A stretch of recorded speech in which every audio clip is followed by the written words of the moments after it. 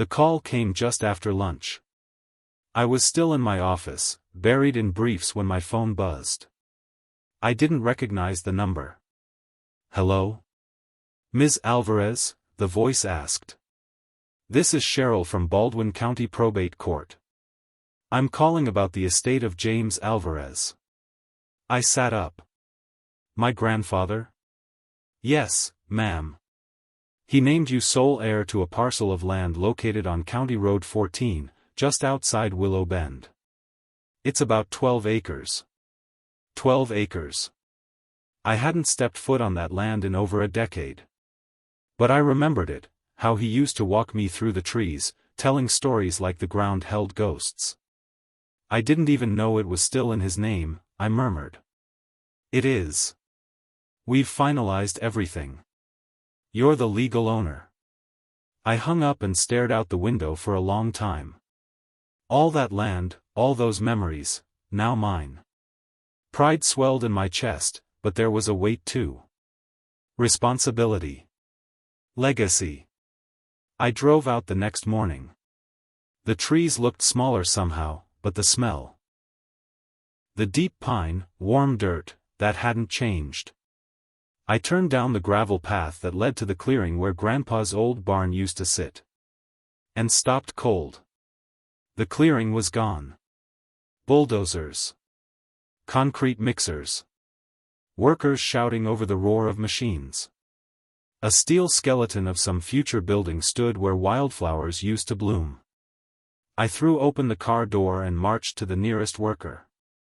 "What the hell is going on here?" He didn't even look at me. "You'll need to talk to the site foreman." A tall man in a neon vest walked up, clipboard in hand. "Can I help you?" "This is my land," I snapped. "It was just transferred to me by the probate court." "What are you doing?" He frowned, flipping through his papers. "This land's under development by Breckenridge Properties. Permits are in order. Been in planning for over a year." "That's not possible." He shrugged. "Talk to the developer. We're just doing our job." I felt like I'd been punched. "Get off my property." He tilted his head. "Ma'am, we've got legal documentation. If you have a problem, take it up with the county." I took a shaky breath, trying to ground myself. The wind kicked up some dust. My eyes burned. Not from that. This was mine. Grandpa made sure of it. I turned without another word, got in my car, and drove off, my fingers shaking on the steering wheel. Someone was lying. And I was going to find out who. I parked right at the edge of the site, ignoring the "No trespassing" sign zip-tied to the fence. My boots hit the dirt hard as I marched through the construction zone. A guy in a polo shirt and wraparound sunglasses spotted me immediately. "You can't be here," he said, waving me off like a stray dog. "I'm not here for your permission," I said, pulling out the deed from my coat pocket. "This land belongs to me. It was left to me by my grandfather. So explain why you're tearing it apart." He didn't even look at the paper. "Ma'am, we have active permits and legal occupancy. Take it up with the county if you've got a complaint." I stepped closer. "You're trespassing. I'm the owner. No one informed me about a sale, and I sure as hell didn't approve this." "Ma'am." "Don't ma'am me. Show me the paperwork." He glanced toward a nearby trailer. "You'll want to speak to legal." 2 minutes later, a man in a blazer strolled out, tie loose, eyes scanning me like I was a gnat. "Can I help you? Are you with Breckenridge Properties?" "Yes." "Then you're illegally building on my land." He sighed. "Ms. Alvarez." "Ms. Alvarez, the property in question has been under contractual control for months. Everything's been reviewed and approved by the HOA and county zoning. I never signed a thing. My name wasn't even on file until last week. That's not our concern." I clenched the deed tighter in my hand. Then you're going to be very concerned when I file an injunction. You're welcome to pursue legal action, he said with a bored tone. But in the meantime, work will continue. Excuse me, a sharp voice cut in. I turned to see her, heels clicking across gravel, blonde hair pulled tight, lips pursed like she'd sucked on a lemon. Karen Mitchell. I'm Karen Mitchell, president of the Willow Creek HOA, she announced. You're trespassing. This is my land. She gave a tight smile. This property falls under HOA jurisdiction. Section 7C of the Community Charter outlines easements and development rights. You may think you own it, but the agreement predates your inheritance. No one showed me any agreement. Well, she said coolly, that's not really my problem. You have no right to build here. And yet, she said, motioning to the cranes behind us, we are. I stood there, seething. Go ahead, Karen added. Call your lawyer. File your injunction. But don't expect the neighborhood to stand behind you. I didn't reply. I just stared at her, memorizing her face, her smugness. I turned and walked away, heart pounding, vision blurred from rage. They weren't just wrong. They were prepared. And I wasn't backing down. The county records office smelled like mildew and paper cuts. I stepped up to the dusty counter and rang the bell. A woman in her 60s appeared with reading glasses sliding halfway down her nose. I'm looking for deed records on parcel 18 County Road 14, I said. Name on the file? James Alvarez. My grandfather. She typed with 2 fingers. It was transferred 3 months ago to Breckenridge Holdings.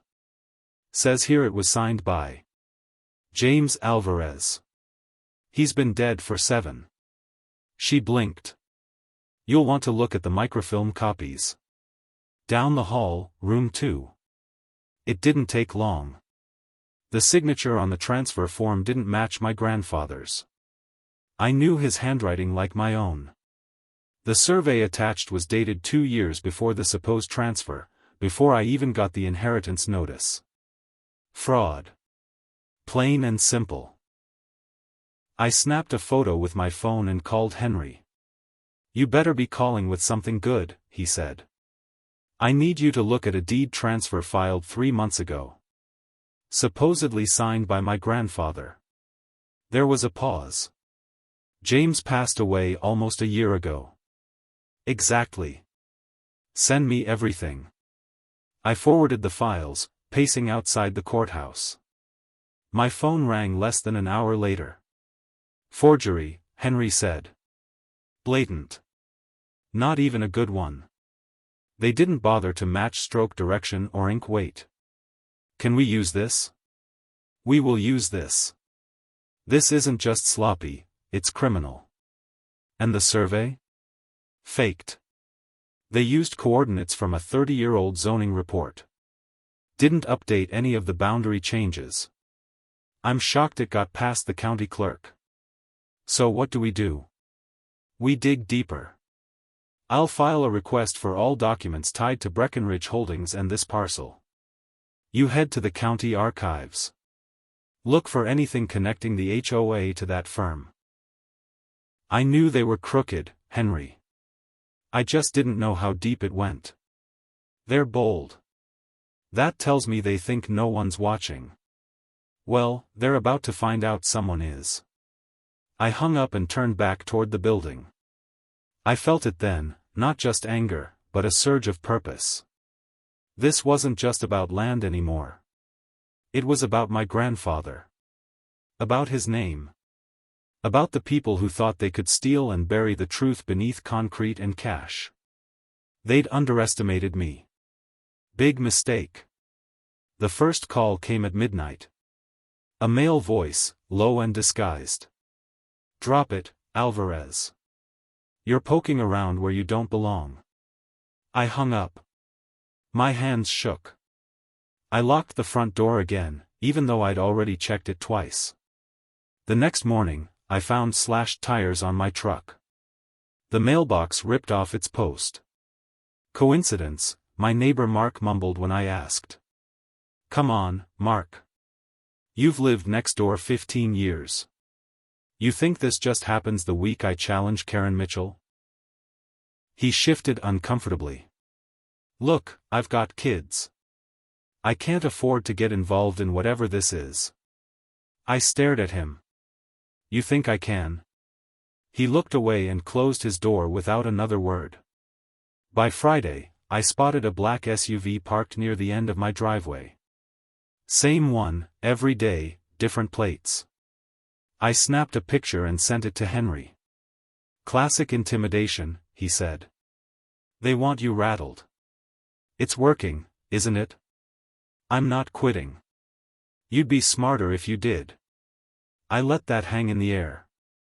Saturday night, I caught someone in my backyard.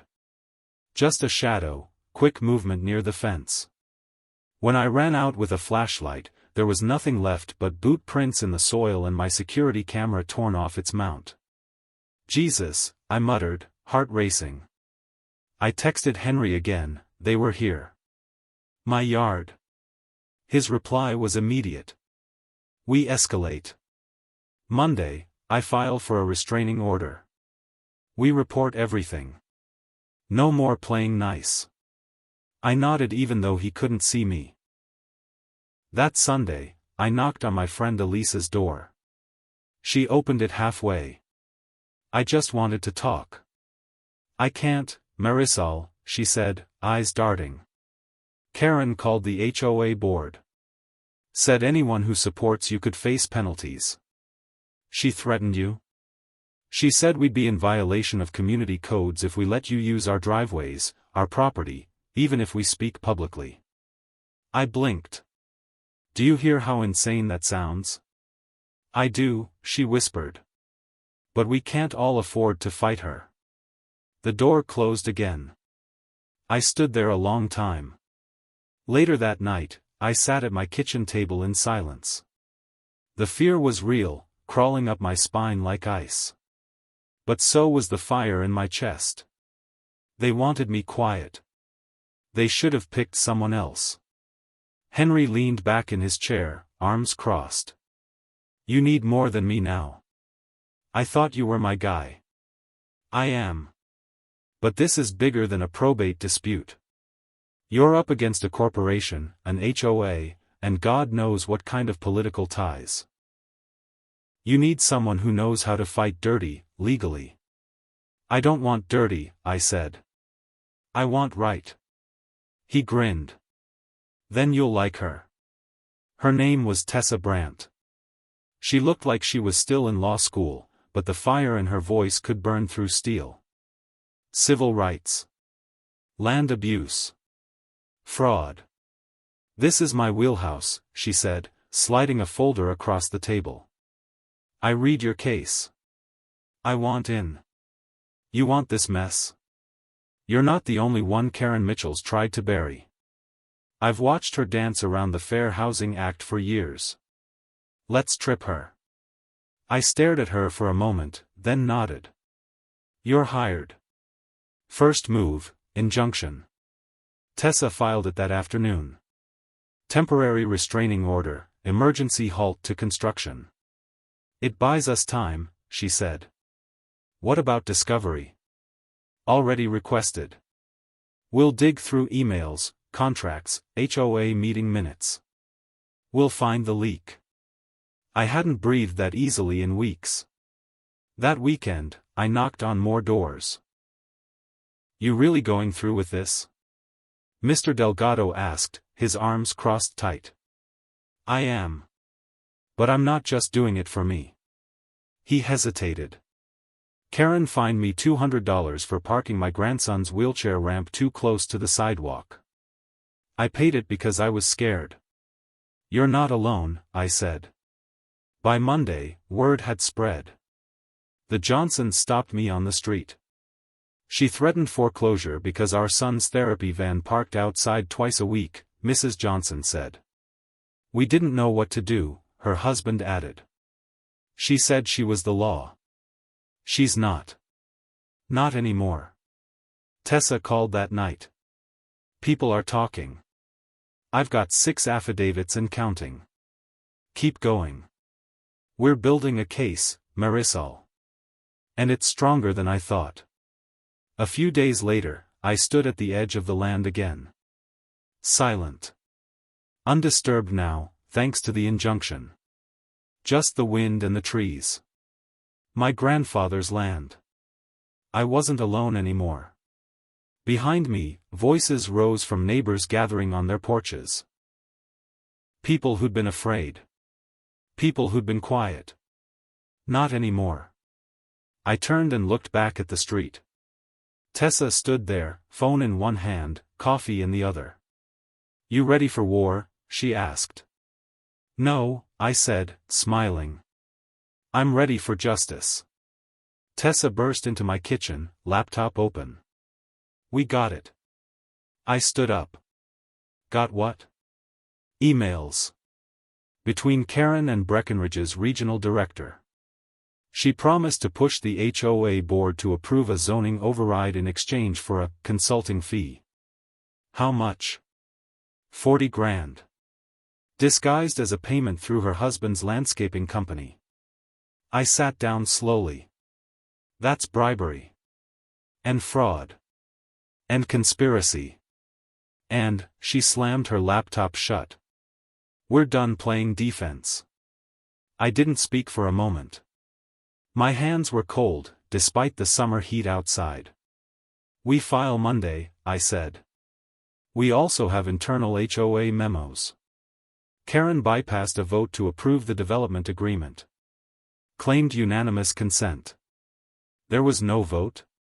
None. I leaned forward, elbows on the table. Then we burn it all down. News spread fast. A local reporter knocked on my door 2 days later. Ms. Alvarez, would you go on record about the lawsuit? Off the record, I said, I'm fighting to protect my grandfather's land and uncovering more lies than I ever thought possible. He tilted his head. Do you believe this goes beyond Karen Mitchell?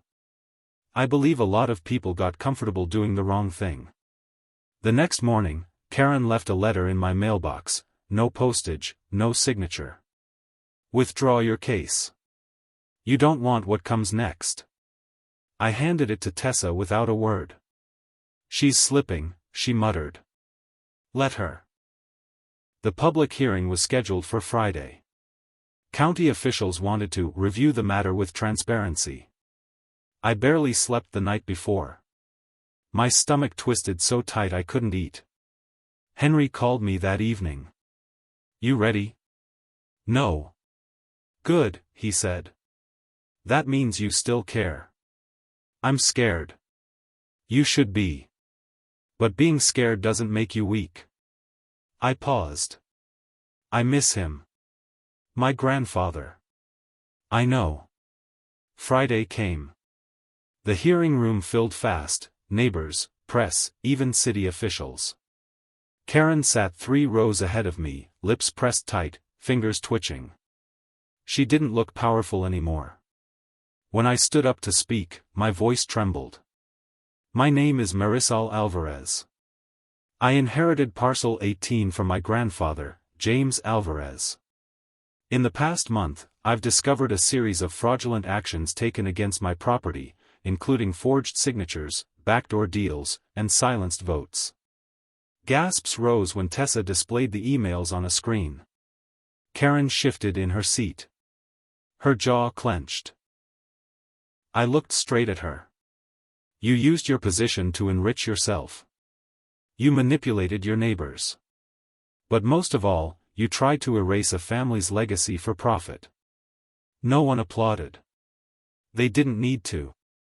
The silence said everything. I gripped the edge of the podium as they called my name. Ms. Alvarez, you may begin. I looked out at the packed hearing room, neighbors, reporters, officials.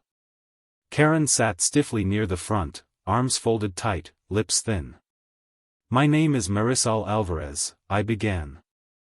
I inherited parcel 18 from my grandfather. What I didn't inherit was the corruption that's tried to bury it. I tapped the folder on the table beside me. These are forged documents submitted to the county. This, I held up a printout, is an email chain between Karen Mitchell and Breckenridge's regional director, arranging illegal payments. This development was built on lies. Murmurs echoed. One by one, I called up witnesses. Mr. Delgado stepped forward first. She fined me for building a ramp for my grandson. Said it violated aesthetic standards. Mrs. Johnson followed.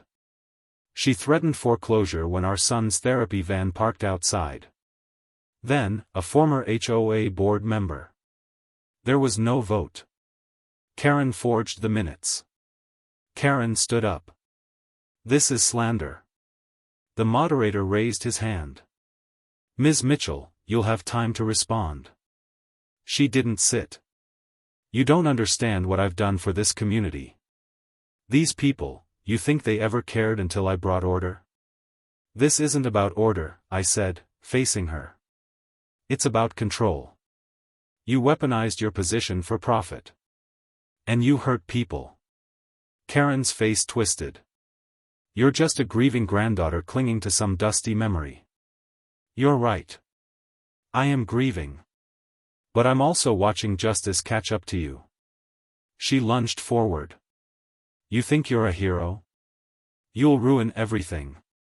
Security stepped in, guiding her back to her seat. Cameras flashed. Whispers swelled. I turned back to the board. I didn't want this fight. But I won't apologize for standing up to threats, to lies, to abuse of power. Not for me. For everyone she's silenced. The room fell quiet. Even Karen stopped shouting. The chair of the zoning committee spoke next. We'll recess to review the evidence and determine if civil and criminal investigations should proceed. As I stepped down, neighbors reached out, hands on my shoulder, soft words. You did it. Thank you. I should have spoken sooner. I nodded, not trusting my voice yet. Karen sat frozen, mascara smudging, hands trembling in her lap. Her empire was cracking. And I was still standing. For the first time in weeks, I felt taller. Not just because I'd spoken. Because I'd finally been heard. The courtroom was silent when the judge read the verdict. In favor of the plaintiff, Marisol Alvarez. All development is to cease immediately. The HOA and Breckenridge Holdings are ordered to provide restitution and face further investigation. I didn't move. Tessa nudged my arm. You won. I blinked. Say that again. You won. It hit me all at once, like breathing after being underwater too long. My knees almost gave. I sat down slowly, chest rising with something I hadn't felt in weeks. Relief. Karen didn't look at me. She just stared ahead, lips pressed white, as her lawyer packed up papers in silence. A deputy handed her a court summons. Fraud. Conspiracy. Misuse of position, Tessa whispered. She's going to lose everything. I didn't want revenge, I said. I wanted the truth. Now you've got both. Outside the courthouse, the crowd had gathered, neighbors, reporters, even old Mr. Delgado waving a small flag. You did it, someone shouted. I shook hands, hugged strangers. For the first time, I wasn't alone in this fight. I stood on the steps and raised my voice. This land belonged to my grandfather. And now, it belongs to all of us. No development. No corporate buyout. We're putting it in trust, for gardens, for walking trails, for memory. This is ours again. Cheers erupted. Later that evening, I walked the boundary line alone. The machines were gone. No more chainsaws. No more threats. Just trees. Tessa joined me halfway through. Feels different now, she said. It is different. She stopped and looked at me. You really meant what you said? About the trust? I nodded. We didn't just fight for land. We fought for what it represents. Karen's house had a for sale sign by morning. Her power, gone. Her silence now louder than all her threats. Henry called that night. I'm proud of you, kid. You stuck with me. Of course. That's what family does.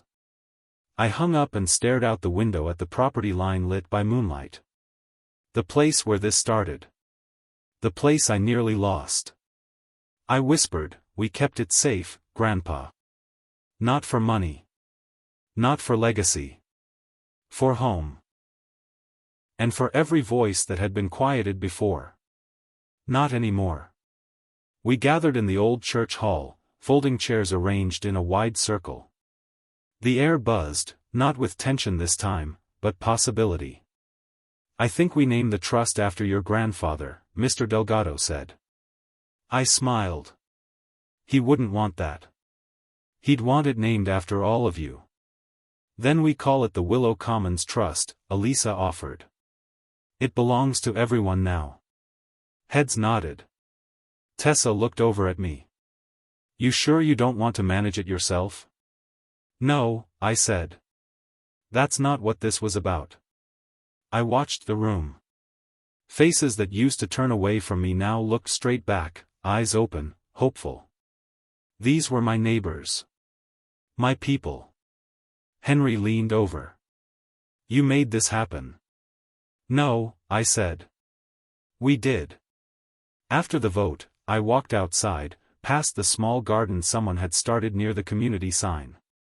A group of kids chased each other across the grass, laughter echoing where silence used to live. Elisa caught up to me.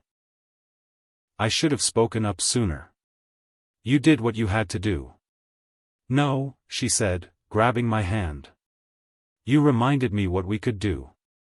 I nodded, squeezing her fingers. Feels different now, doesn't it?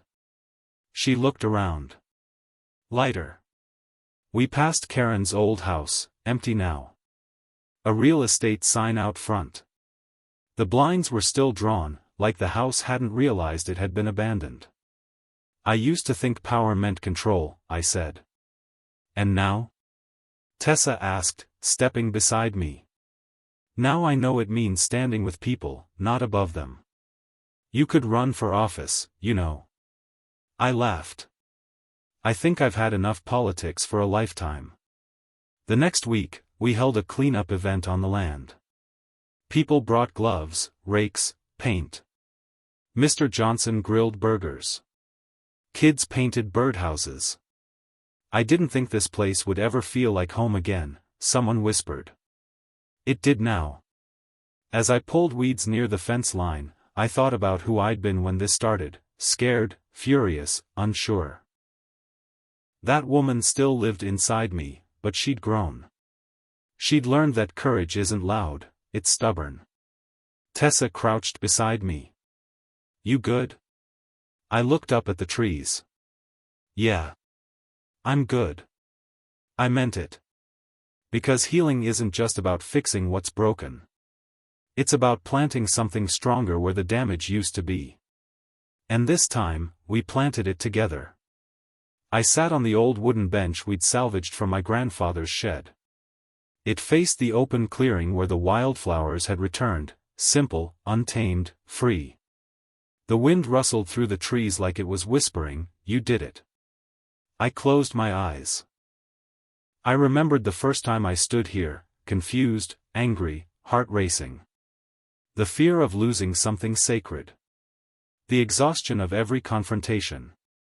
The silence from neighbors. The threats. The weight of being outnumbered. And then, the shift. I didn't know it would end like this, I murmured. Tessa had joined me quietly. How did you think it would end? I didn't think that far. I just knew I couldn't let it go. You didn't. And now, none of us will. I nodded. I used to think legacy was just about blood. But it's more than that, isn't it? She smiled. It's about impact. I let that sit in the air. If someone had told me a year ago that I'd lead a fight against corruption, that I'd stand in courtrooms and community halls, that I'd help neighbors find their voice, I would have laughed. But now I understood. Justice isn't a straight line. It's messy, painful, uncertain. It doesn't come quickly or cleanly. It comes when enough people say no more. To anyone out there who feels powerless, you're not. You matter. Your voice matters. Even when it shakes. Especially then. Karen had power. But we had truth. And truth, when spoken enough, changes everything. I looked at the memorial plaque we'd installed that morning, at the edge of the trail. In memory of James Alvarez, who taught us to plant roots and stand firm. Think he'd be proud? I asked. I think he'd be amazed, Tessa said. And grateful. I rose from the bench and took one last look at the land, our land. No buildings, no fences, no signatures forged behind closed doors. Just community, honesty, growth. I'm not done, I said. Tessa turned. With what? Fighting. Not just for this place. For others like it. For people without backup. For those afraid to speak. You sure? I nodded. I found my voice here. I won't waste it. As the sun dipped below the trees, I whispered to the wind, we remember. And more importantly, we continue. This was never just about property. It was about people. And that fight, that purpose, was just beginning.